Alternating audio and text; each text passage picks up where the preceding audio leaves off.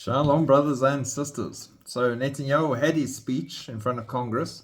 Kamala Harris and over 30 congressmen not attending. So they never went to this whole address. According to the Biden administration, Harris will meet with Netanyahu on Thursday after boycotting him on Wednesday, while President Joe Biden will speak with him at a separate meeting today, if he's able. So who knows? Maybe it'll be video conferencing with AI. Who knows? And then Pelosi, who says she loves Israel apparently, that Netanyahu gave the worst speech to Congress of any foreign leader. This is her showing her love for Israel. Nancy Pelosi blasted Benjamin Netanyahu's speech to Congress as the worst in the body's history, harshly criticizing the leader's lack of progress towards a hostage deal with Hamas. Benjamin Netanyahu's presentation in the House chamber today was by far the worst presentation of any foreign dignitary invited and honored with the privilege of addressing the Congress of the United States, Pelosi wrote after the speech. She didn't stay for the whole speech. She left and went and attended other events regarding the hostages and so on. So what went down in the speech? Let's just go through a few highlights on that. Israeli Prime Minister Benjamin Netanyahu tore into Gaza ceasefire demonstrations across the US and accused Iran of funding those protests during an impassioned address to the joint session of Congress on Wednesday. I have a message for these protesters.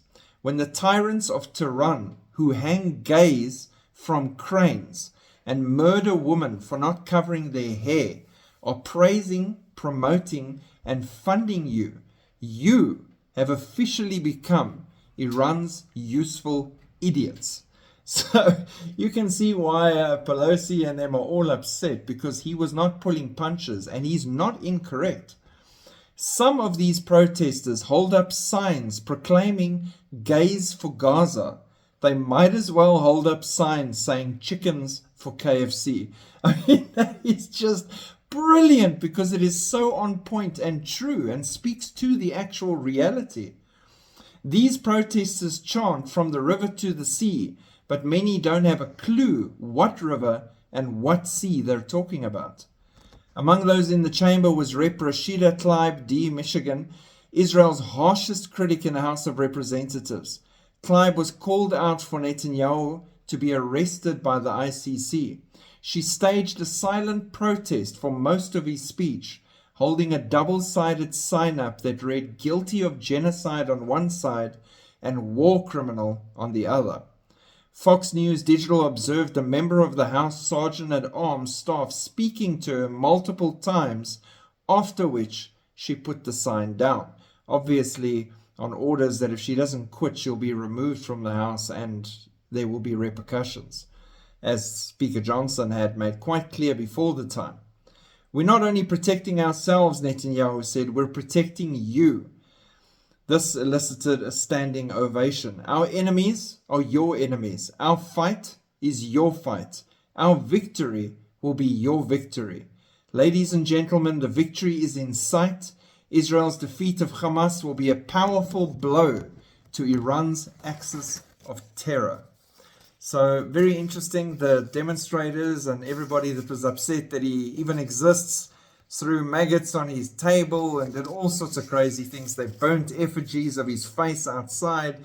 It's insane, the levels of evil and chaos that's going on at the moment, with how people have been programmed with the incorrect information and driven towards this intense hatred, because it's not even taking a stance anymore. It's a hatred that is driven here. So in the days ahead, today and Friday, he'll be meeting subsequently with Kamala Harris, Biden possibly, Trump on Friday, and then that is Shabbat. So he'd have to wait for Shabbat to be over before he flies back to Israel. And that's going to cause some minor repercussions there too. Netanyahu will meet with US President Joe Biden on Thursday. Trump wrote on his Truth Social website he had moved the meeting date to Friday at Netanyahu's request. It was a statement that irked the Prime Minister's opponents, who noted Friday would necessitate an extended stay in the United States through Shabbat during wartime, when he should be pushing to return to Israel as quickly as possible. The Prime Minister's office responded that the Netanyahu meeting with both the leading candidates for the US presidency was important. His meeting with Biden is scheduled for 1 p.m. Thursday, and the one with Kamala Harris is set for later in the afternoon. So that's those two today, leaving Friday as the only option for Trump. Then, having seen all the candidates, he can then come back to Israel and continue with his work. So a lot of tension, a lot of stress. I think a lot of hope in who's going to win and who's not going to win, and just getting a feeling of exactly how it is going on both sides, who's pro-Israel, whose support looks the best and everything. And I think he's already leaning in one direction. So we'll see. In the meantime, keep praying for Israel, pray for the peace of Jerusalem. Don't get swept up in all the politics, scandals, and chaos around the politics. Eyes on Jesus. Shalom.